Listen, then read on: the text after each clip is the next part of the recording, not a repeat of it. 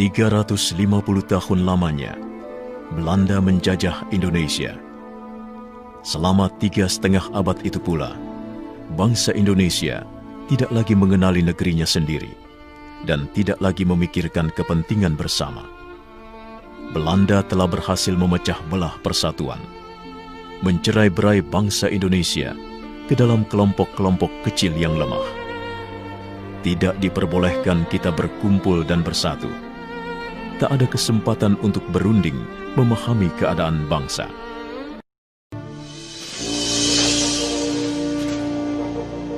Dan Belanda tak pernah menyangka bahwa kebijakan politiknya itu justru menjadi tonggak awal kebangkitan bangsa Indonesia untuk bersatu melawannya. Pada masa itu, untuk keperluan pendidikan, pemerintah Hindia Belanda bahkan mendirikan gedung-gedung sekolah. Salah satunya Gedung Stovia yang ada di Batavia, sebutan Jakarta masa itu. Banyak pemuda Indonesia yang memanfaatkan kesempatan ini untuk menempuh pendidikan. Sehingga lahirlah pelajar-pelajar, bahkan mahasiswa, baik di dalam negeri maupun di luar negeri. Banyaknya pemuda Indonesia yang mendapatkan pola pendidikan barat justru membuka pikiran mereka akan kemerdekaan. Buah dari pemikiran itu, Sutomo mendirikan sebuah organisasi pemuda bernama Budi Utomo pada 20 Mei 1908 yang kemudian diperingati sebagai Hari Kebangkitan Nasional. Gaungnya terdengar hingga ke seluruh tanah air dan menginspirasi lahirnya organisasi-organisasi dan partai baru seperti Sarekat Dagang Islam yang menjadi Sarekat Islam pimpinan Cokroaminoto, Partai Politik Indische Partai oleh R.M. Suwardi Suryaningrat atau Ki Hajar Dewantara, Cipto Mangunkusumo, dan Dawas Dekker, Trikoro Darmo yang diprakarsai oleh Satiman Wiryo Sanjoyo yang kemudian berubah nama menjadi Yong Yava. Dari timur lahir Yong Ambon, kemudian Yong Celebes, Sekar Rukun, dan pemuda kaum Betawi. Sementara itu, tokoh Perhimpunan Indonesia di negeri Belanda juga tak ketinggalan membuat pergerakan. Pada 15 November 1925, diadakanlah pertemuan yang dihadiri oleh Yong Yava, Yong Sumatranen Bon, Yong Ambon, Yong Pataksbon, pelajar Minahasa, Sekar Rukun, dan peminat perorangan untuk membentuk panitia Kongres Pemuda pertama. Kelanjutan dari pertemuan itu adalah terselenggaranya Kongres Pemuda pertama pada tahun 1926. Dalam kongres ini diusulkan untuk mengadakan fusi atau peleburan di antara begitu banyak organisasi pemuda di tanah air untuk menyatukan visi. Belum adanya kesepakatan mengenai pembentukan fusi organisasi, mendorong diadakannya Kongres Pemuda kedua. Kongres yang diketuai oleh Sugondo Joyopuspito ini diselenggarakan pada 27 dan 28 Oktober 1928 di sebuah rumah di Jalan Keramat 106 Jakarta yang dulunya berfungsi sebagai tempat pondokan dan tempat berkumpulnya Yong Yava. Sebelum putusan Kongres dilaksanakan, W.R. Supratman memperdengarkan lagu gubahannya yang berjudul Indonesia Raya lewat ayunan biolanya. Inilah saat pertama kalinya lagu Indonesia Raya, lagu kebangsaan Indonesia, dikumandangkan di hadapan publik.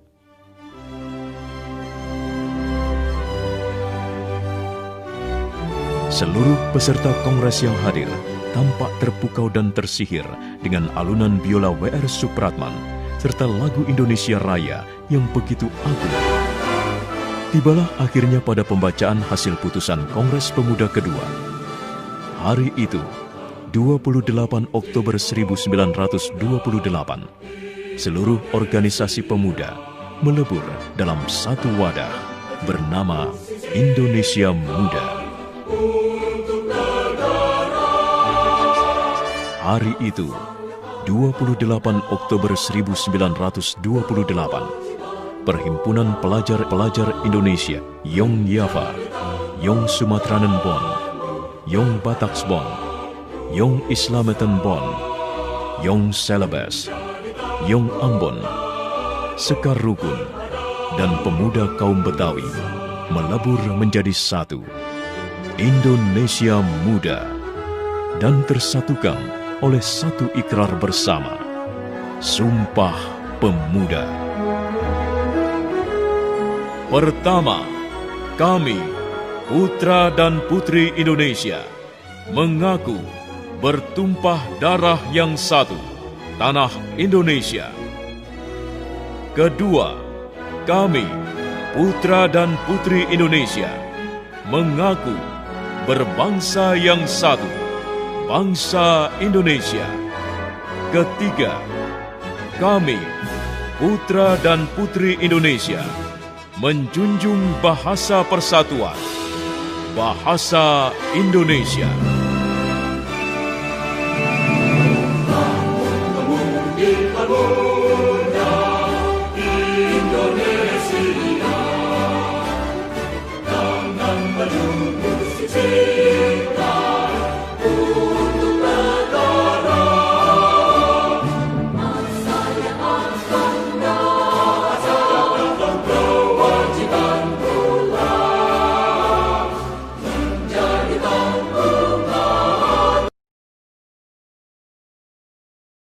Malam itu aku menggali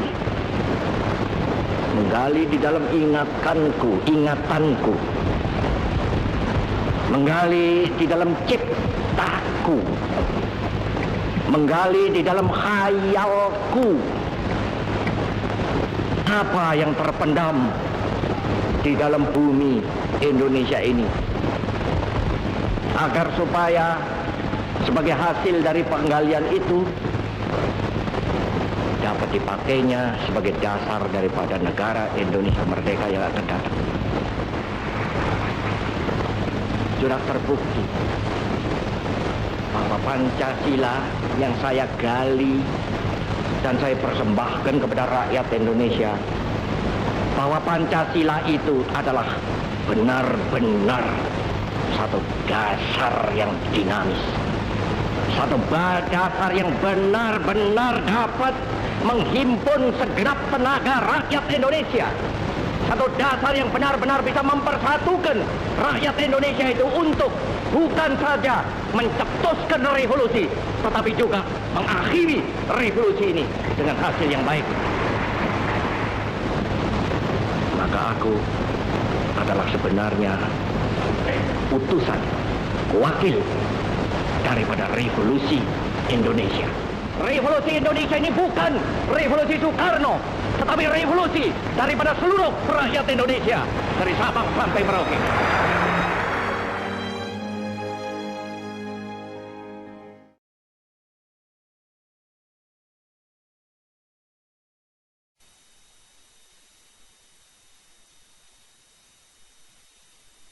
Proklamasi.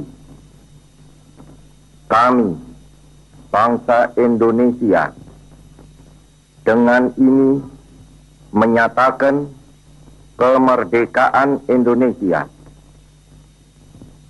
Hal-hal yang mengenai pemindahan kekuasaan dan lain-lain diselenggarakan dengan cara saksama dan dalam tempo yang sesingkat-singkatnya. Jakarta, 17 Agustus 1945, atas nama bangsa Indonesia, Soekarno, Hatta.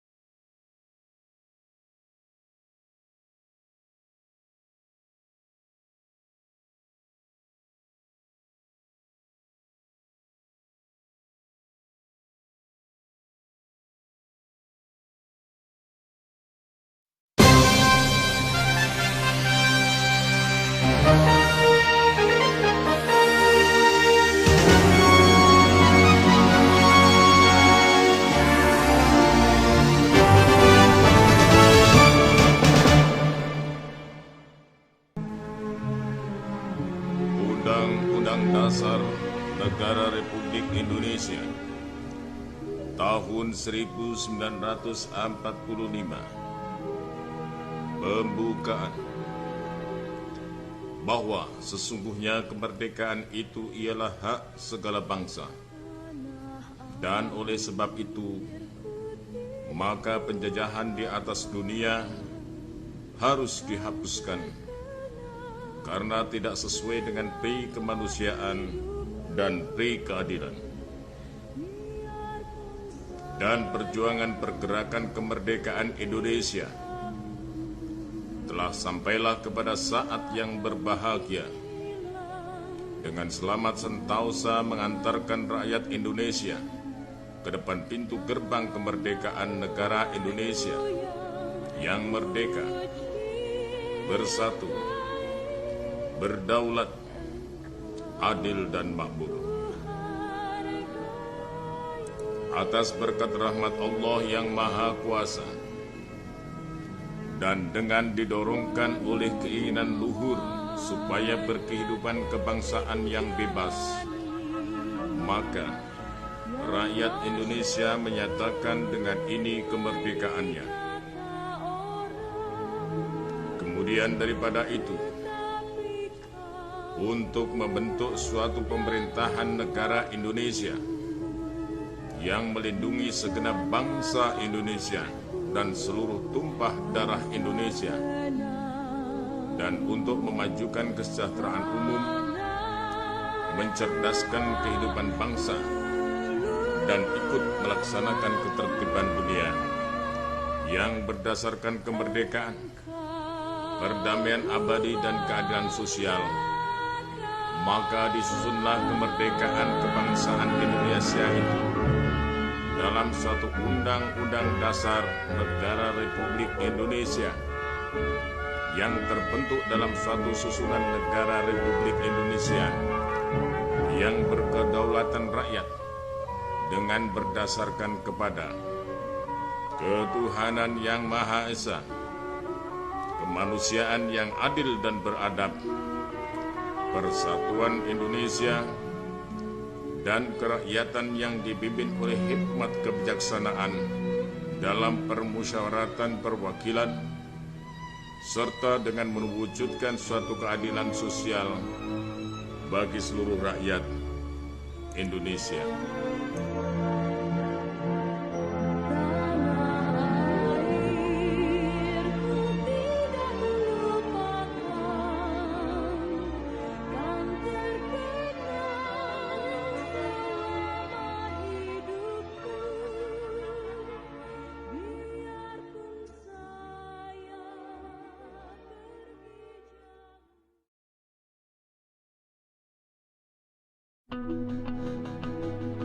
Salam hangat. Saya ingin bertanya, masih ingatkah Anda dengan pembukaan Undang-Undang Dasar 1945? Mudah-mudahan masih ingat. Sebab di pembukaan Undang-Undang Dasar itulah hitam di atas putih tercatat harapan bangsa Indonesia. Disitulah dikumandangkan alasan negara kita lahir. Kemerdekaan tumbuh dari perasaan pedih atas penderitaan yang diderita rakyat akibat penjajahan. Karenanya, kemerdekaan Indonesia lahir atas kesadaran yang mencerahkan bahwa penjajahan tidak sesuai dengan peri kemanusiaan dan peri keadilan. Oleh sebab itu, penjajahan di atas dunia harus dihapuskan. Tak mengherankan bahwa kemerdekaan Indonesia kemudian diikuti kemerdekaan negara-negara Asia lainnya. Kemerdekaan Indonesia membawa semangat zaman. Dalam pembukaan Undang-Undang Dasar 45, bangsa kita telah menegaskan bahwa sesungguhnya kemerdekaan adalah hak segala bangsa. Kemerdekaan seyogianya selalu menjadi pegangan kita dalam membangun negeri. Dalam pembukaan Undang-Undang Dasar 45 ditegaskan bahwa kemerdekaan hanyalah sebuah pintu gerbang, yang berarti ada sesuatu di balik pintu tersebut, sesuatu yang masih harus diperjuangkan. Apa yang diharapkan muncul di balik pintu kemerdekaan? Yang diharapkan adalah negara Indonesia yang merdeka, bersatu, berdaulat, adil, dan makmur. Setelah merdeka, kita pertama-tama harus bersatu, terlepas dari segala perbedaan yang kita miliki. Hanya dengan bersatu, kita bisa mencapai tujuan utama dari kemerdekaan. Lalu, dengan modal bersatu itu, kita kemudian harus berdaulat. Di masa kini, kedaulatan tersebut mewujud dalam kemandirian. Kita harus berdiri di atas kaki kita sendiri. Kita harus berdaulat atau mandiri dalam penyediaan pangan, energi, pekerjaan, dan lain sebagainya. Kita tidak boleh bergantung pada produk impor, khususnya kebutuhan dasar. Kita juga harus mandiri dalam mengelola sumber daya alam kita sendiri dengan sepenuh-penuhnya kepentingan rakyat. Masyarakat yang bersatu dan mandiri memerlukan prasyarat ketiga, yakni keadilan. Tanpa keadilan, sirna rasa saling percaya. Persatuan akan runtuh. Kemandirian ikut hancur. Keadilan adalah perekat dari persatuan dan kemandirian. Rakyat harus merasakan keadilan, baik secara hukum maupun ekonomi. Oleh karena itu, yang terutama harus kita wujudkan adalah keadilan. Kemandirian dan keadilan sosial akan mewujud dalam kemakmuran yang sesungguhnya, yakni kesejahteraan yang dapat dirasakan seluruh bangsa Indonesia. Kesejahteraan yang adil adalah milik semua orang, bukan hanya milik segelintir penduduk. Rekan-rekan, seyogianya kita selalu kembali kepada harapan kemerdekaan dalam pembukaan Undang-Undang Dasar 45. Tujuan kita adalah kemandirian, keadilan, dan kesejahteraan. Itulah yang harus kita perjuangkan bersama.